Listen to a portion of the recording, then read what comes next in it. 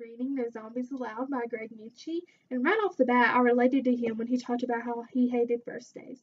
I hate first days, and I think that a lot of people hate first days because, like they say, our worst fears lie in anticipation.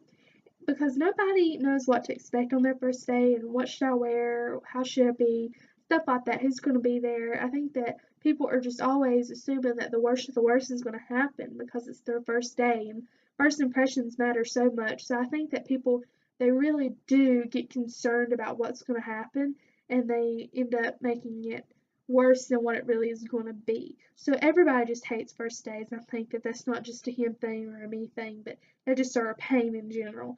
But I really loved how he used the word zombies and zombified because it is so easy to become zombified. And I feel like teachers, they go through the same routine every day, and when they do, they become zombified because then they're just moving through the routine. They're not really, passionate about whatever they're doing. They're just moving along through the routine. And when they do that, that affects students and then they become zombified because all they're doing is sitting there and they're listening to the teachers go on and on and on. So it's very easy to become zombified. So my question is, how can we make things to where we avoid, as teachers and as students, how we can avoid becoming zombified?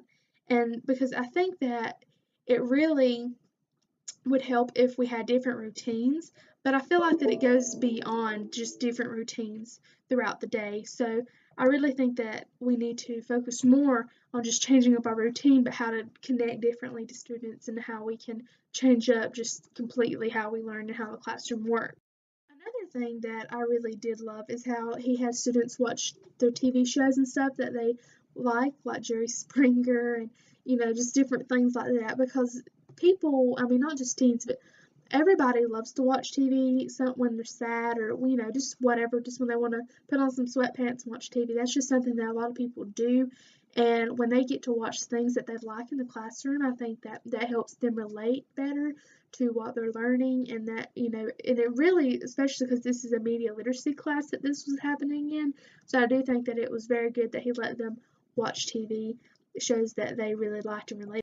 Another thing that I really did like is how when the two girls came in singing the waterfall song, how he started singing along with them and then he asked them if they really knew what those words mean because I can relate to when I hear songs on the radio. Sometimes I'll sing along and not even know what they mean. I just like the beat, I'll get in a little groove and I'll just sing along, and then somebody will say, did you know what that meant? And then I'll be like, no, I didn't know what that meant, or I would have never listened or sung that song.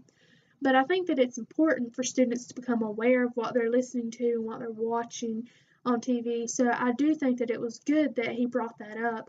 And that's another question that I have is how can we effectively teach students that they need to be aware of what they're listening to and how they can, be more aware of what is going on around them because I feel like that a lot of times people just get wrapped up in the beat, in other words, the so-called beat of the song and not really listen to what's being said because then they can go to their friends or to classrooms or wherever they're at and then they can say, words that they don't mean the meaning of, but and it can just cause a lot of problems. So I think that it is very important that students become aware of what they're watching and what they're hearing.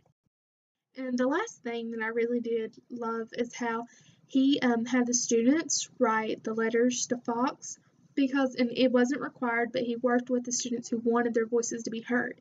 I think that it is very important that teachers and role models help students and kids and peers, everybody. I think that it's very important that everybody knows how to healthily voice their voice and make sure that it's heard because especially in the world that we live in today, I feel like a lot of people they want their voice to be heard so bad and want it to be so powerful that it is, but it's more of a negative than it is a positive thing.